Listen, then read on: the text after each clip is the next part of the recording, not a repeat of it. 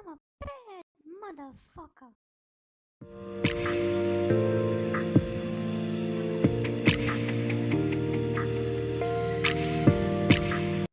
So here is the former CDC director, Redfield, talking about bird flu. Listen to this. I'm obviously most worried about bird flu. Right now, it takes 5 amino acid change for it to be effectively infecting humans. That's a pretty heavy species barrier, but this virus is already now in 26 mammal species, as you saw most recently, cattle. But in the laboratory, I could make it highly infectious for humans in months, because it's been published, the 5 amino acids that I need to change. And so I don't think that research should be done. That's the real threat. That's the real biosecurity threat, that these university labs are doing these bio experiments that are intentionally modifying viruses. And bird flu, I think, is going to be the cause of the great pandemic, where they are teaching these viruses how to be more infectious for humans. So he's saying, for this to happen naturally, for a bird flu to jump to humans, it's hard. Probably wouldn't happen. But if you do it in a lab, you could do it in a matter of months. And he said that's the former CDC director, Redfield, saying that kind of research shouldn't be going on. Hey, guess what? It is going on. USDA and China CCP lab are creating deadly bird flu viruses as part of a $1 million collaboration, and you're paying for it. That's from April 24th of this year, or April 17th of this year. Here's U.S. bankrolling creation of deadlier, more contagious bird flu strains. This gain of function, Barack Obama stopped this gain of function. And it was Dr. Fauci who then went around Barack Obama stopping it using the Echo Health, which is a CIA cutout. Why does the CIA want to fund virus gain of function? Oh, because maybe it's a bioweapon? So there's the former head of the CDC saying we shouldn't be doing this. Why? And by the way, why isn't this the headline in every newspaper? Why isn't every corporate news monkey screaming this? Now we need to stop this. Oh, that's right. Because they're employed by the people who are going to make a vaccine for this. So here he is to scare the hell out of you about it. I remember you told Chris not long ago that the bird flu could make COVID look like a little pandemic, which was quite alarming. I mean, is that really the case? Yes, Brian, I really do think it's very likely that we will at some time, it's not a question of if, it's more of a question of when, we will have a bird flu pandemic. So if you listen to the first clip I just played, he said that's going to come from a lab. So again, why isn't he also screaming? Why could you imagine being this reserved and speaking in such dulcet tones about criminal activity of mad scientists and maniac psychopaths that are funding a virus that can currently not infect humans but will, and now he knows it's going to happen and it's going to be a pandemic, and wait till they tell you how many people are going to die from this. You want to see this? Watch. As you mentioned, unfortunately, bird flu has, when it does enter humans, has a significant mortality, probably somewhere between 25 and 50% mortality. So here's a guy talking in hushed tones, in a vocal fry voice. You know, it's probably between 25 and 50% mortality. Now, I'm not a math surgeon, but I'm pretty sure that means that 1 out of every 2 people who get bird flu will die. Is that what he's saying? Is that what 25 to 50% mortality means? I think that's what that means. And he's not screaming about it? The former CDC director?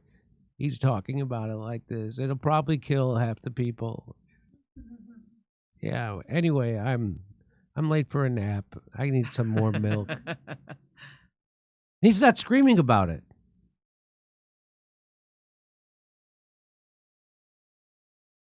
Why? And he's not saying, I told you, I warned everybody, stop doing this gain of function. I told everybody, this is mad scientists. This is mad science, and we should stop this. We're doing this to ourselves. He's just kind of talking like this about it. Like, it's not a big deal, you know. Yeah, it's a bad thing, yeah. It's super bad. Now, there's one of two things happening there. Either he's completely detached from his emotions, completely, or he's hyping this for some reason. He's being told to hype it. You tell me. Can you imagine if you had that kind of knowledge that the science community that you're a part of is creating a virus that's going to kill 1 out of every 2 people that it infects, and you are sure it's going to be a pandemic, and you're not more animated? So either he's completely dead inside, or he's on Thorazine. There's 3 possibilities. He's completely dead inside, he's on Thorazine, or he's hyping this for another reason. What do you think? Let me know. There's a little bit more. It's going to be quite complicated. Once the virus gains the ability to attach to the human receptor and then go human to human, that's when you're going to have the pandemic. And as I said, I think it's just a matter of time. I remember you told Chris just a matter of time. Now, I don't have the full clip. I wonder if it's a matter of time because we're doing this, like you said in this first clip, because we're the ones doing this. So here's what Dr. Robert Malone has to say about this. And if you remember, Dr. Robert Malone is one of the leading heart specialists in the world. And he's one of the top 3 cited, all the papers he's written, top 3 referenced. So this guy's the top of his field. He got COVID right from day 1. Joe Rogan it's one of the guys Joe Rogan brought on. Then we brought him on this show. He got it right from day 1. They called him an anti-vax kook. Leading guy in his field. So here's what he has to say about bird flu. I mean, one of my patients told me for sure that they're coming on farms with hazmat suits, doing mass PCR testing of healthy animals. All that's going to do is raise a false case count and create orders for mass culling. So let me ask you this, doctor. What do you think's going on? Because it's right before an election. They're trying to pass a UN treaty. They're hyping it. They want people to wear hazmat gear. It looks like a rerun of 4 years ago to me. I would predict we're so ready for this, Alex. We know that iodine, nasal sprays, and gargles work fine. Wellness company, we expanded our contagion kit. McCullough, Jimmy. It's McCullough. What did I say? I think you said Malone. Oh, I'm sorry, McCullough. So he says, it sounds to me like he says, don't freak out that we have, what does he have? He says, fine. Well, he says, we know that. Ready for this, Alex. We know that iodine, nasal sprays, and gargles work fine. Iodine, nasal sprays, and gargles work fine? How come nobody talks about this? Mm-hmm. Oh, I know why. Because they've got a vaccine for you. He's saying iodine, nasal sprays, and gargles work fine.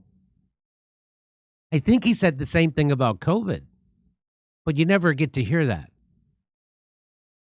Wellness company, we expanded our contagion kit. We know that Tamiflu and hydroxychloroquine work fine, started early.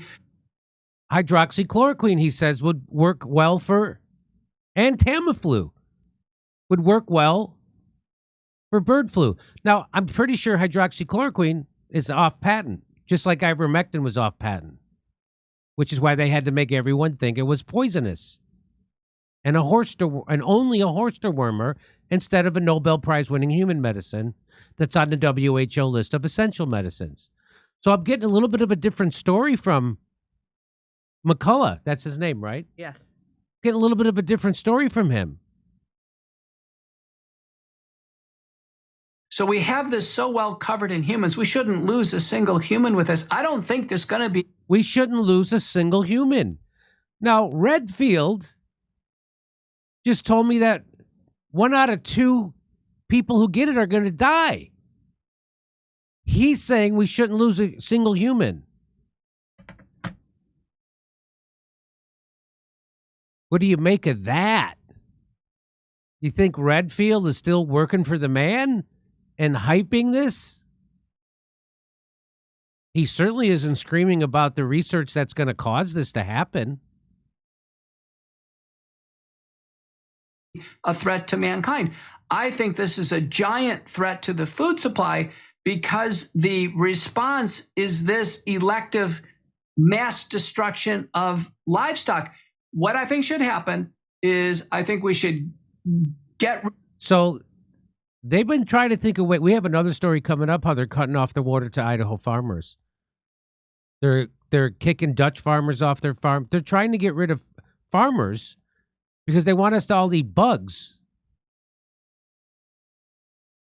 And he's saying that this is another way they're going to get rid of all the food. This is a threat to our food supply.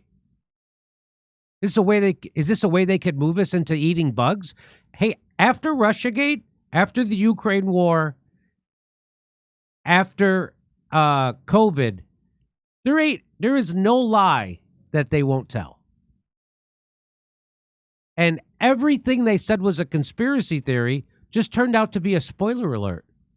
They said he was a conspiracy theorist. They still say that. I bet you if you go to his Wikipedia page, I bet you any money. Somebody in the chat, go. Of all of this perfunctory testing and let the animals get through with it. He's saying, don't test the animals for bird flu. Let them get through it. Let them have bird flu and get through it. Right now, bird flu isn't infectious to humans. According to Redfield, that you have to do all this manipulation of the virus. 5 different things, enzymes have to happen for it to become infectious to humans that you could do in a few months in a lab, which I guess they're doing. And no one's screaming about this. You know why no one's screaming about it? I'm screaming about it. People at RFK Jr.'s Children's Defense Fund are screaming about it. You know who's not? The people who are funded by Big Pharma. New York Times, Washington Post, NBC, MSNBC, CNN, Fox News, all the people funded by Big Pharma. Nobody's screaming about it.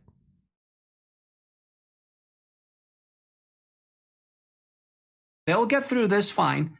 We need an investigation to the gain-of-function research. It probably is being spread around by mallard ducks. I mean, it's in that duck population. It even spread to a dolphin off the coast of Florida. So I can tell you, it's in migratory. Sure. So let me ask you this. I mean, obviously, though, they're rolling it out now for a power grab. It doesn't really affect humans. It's a bunch of hysteria. Knowing the bad guys trying to cover up the last evil thing they did with COVID, they need a new story to cover it up. We talked about this years ago. I disagree if you think I'm wrong, but then if you're in the enemy's brain, what do you think they're going to pull next? They want mass vaccination, Alex. They want mass vaccination. We know that CSL, a company, Sequarius, has the Audience vaccine. It's an antigen-based vaccine. They developed it with BARDA, a research unit of the military. FDA cleared it in 2021 with no human data. Now they have pre-purchased enough vaccines for the entire country. Right after this antigen-based vaccine, Alex, they have a self-replicating messenger RNA vaccine. CEPI, the international organization with the Koreans, they have a self-replicating messenger RNA vaccine. I think the end game for the bad guys is mass vaccination. No, I'm a comedian. I'm not a virologist. I'm not a doctor. I'm not a nurse. I'm not a scientist, but that guy is. And he's one of the leading guys in his field. And he got COVID right. So who are you going to listen to? You're going to listen to Redfield, who will admit to you that they're creating this virus in a lab. And then he will talk to you in such dulcet tones that about 25 to 50% of the people get this mortality. So do you think that he's telling the truth, that this power grab, that this is the end game is mass vaccination? I guess I'll have to check in to see what the FDA and the CDC say about this. Because that's who would know best, right? The FDA and the CDC. I mean, it's not like we've caught the heads of the FDA and the CDC lying at every turn. It's not like there's a revolving door between Big Pharma and the FDA and the CDC. I mean, why wouldn't you trust the FDA and the CDC?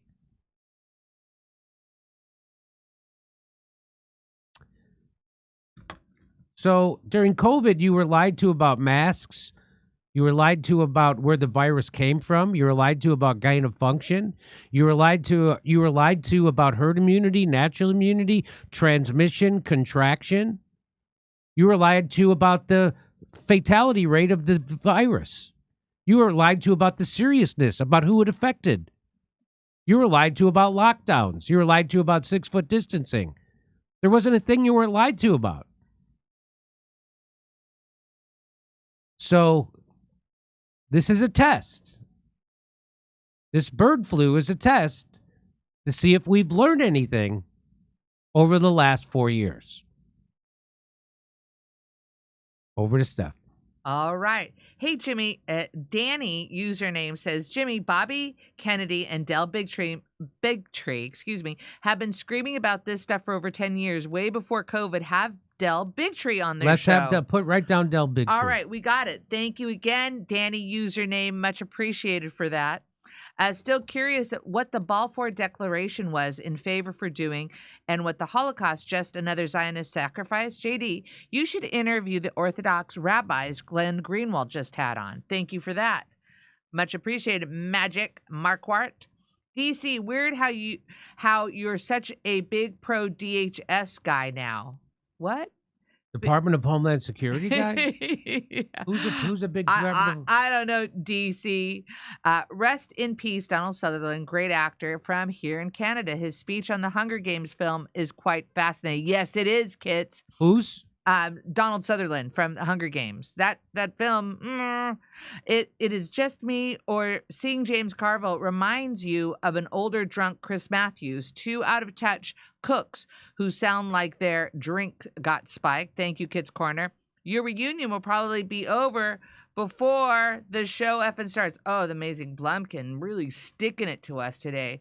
Jim Jam, love the scruffy look. Keep growing the mane, brother. Love ya, man. Purple glue. Is this scruffy? I don't think it's scruffy. I'm completely shaven.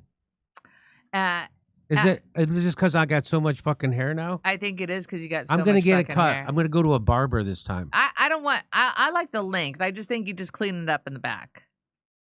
So I'm gonna get what they call a pompadour.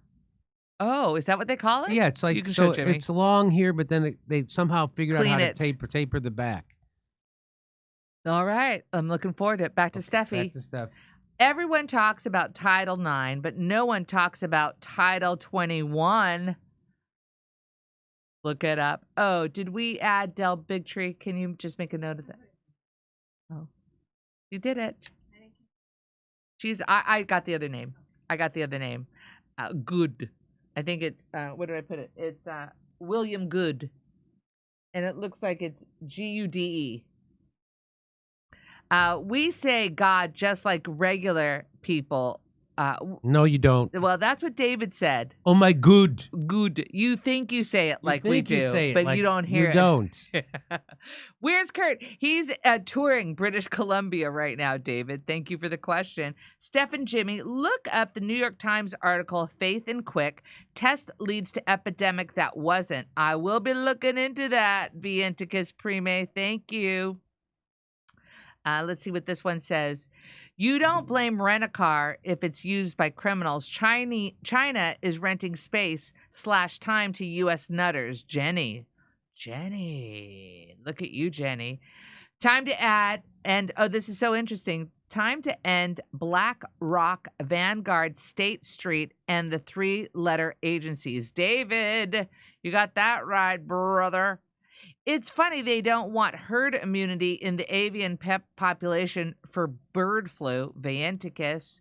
Wait a minute, there. Where was the other one? Hold on. What's that one? Redfeld is limited hangout. Mayleash, Yes. thank you. The Orthodox Jews Greenwell had on are cool, but really need to have on Rabbi Yaakov Shapiro, from whom Dan Cohen had on his channel. It was truly enlightening interview. Rabbi Shapiro is an erudite. Thank you for that one. Candace Strike, much appreciated. All right, got that one. All right, let's go over here.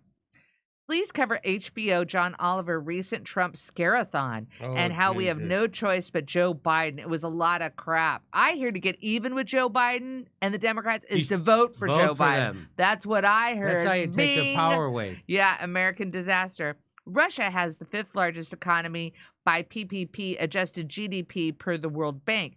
Jimmy is relying on the nominal GDP. Keynesian lies. Duran Pod can explain. Oh, I love the Duran.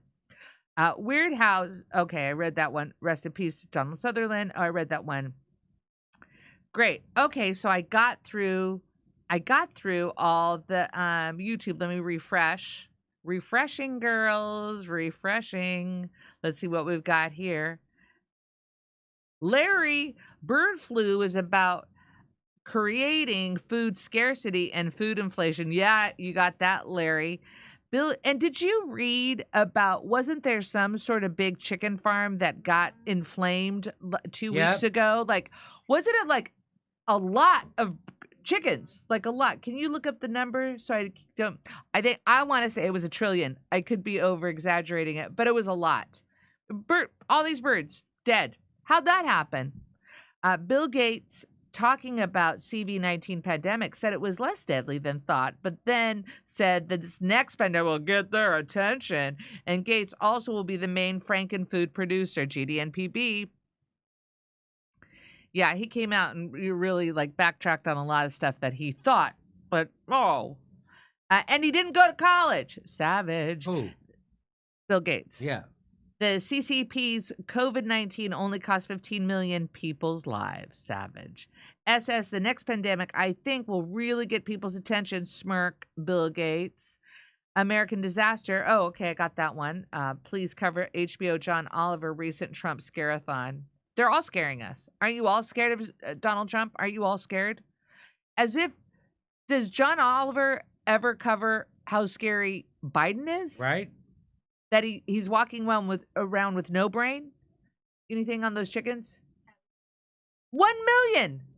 What? 1 million chickens burned to a crisp. And where was that? Illinois. How did that happen? I want answers.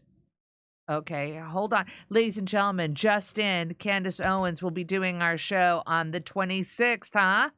The 26th, next Wednesday, ladies and gentlemen, I think around 3:30 Pacific time. James Corbett, you asked for, will be on July 1st. And today, Premium Streamium, girls.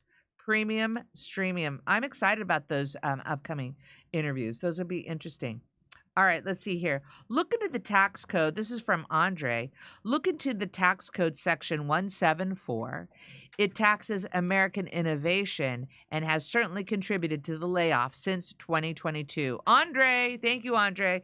Jimmy, you ready? Yeah. I'm back to Jimmy. Stop to see a weeping willow crying on his pillow. Maybe he's crying for me. As the skies turn gloomy, the night will whisper to me. I'm lonesome as I can be.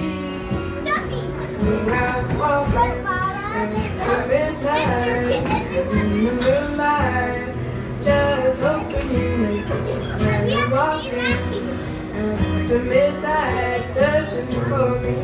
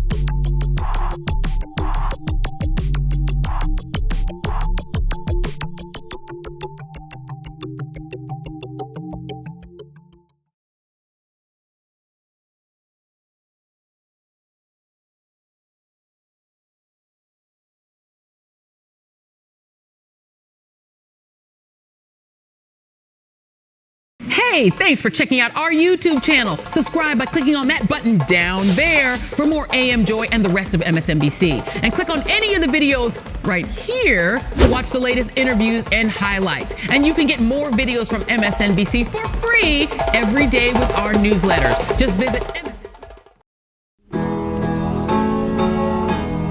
Isn't it swell? The memes make themselves. They found a rabbi hole, tunnels and all. There's Jews in the walls. Isn't it bliss? The rabbinical brace soiling the mattresses. Well, let me tell you.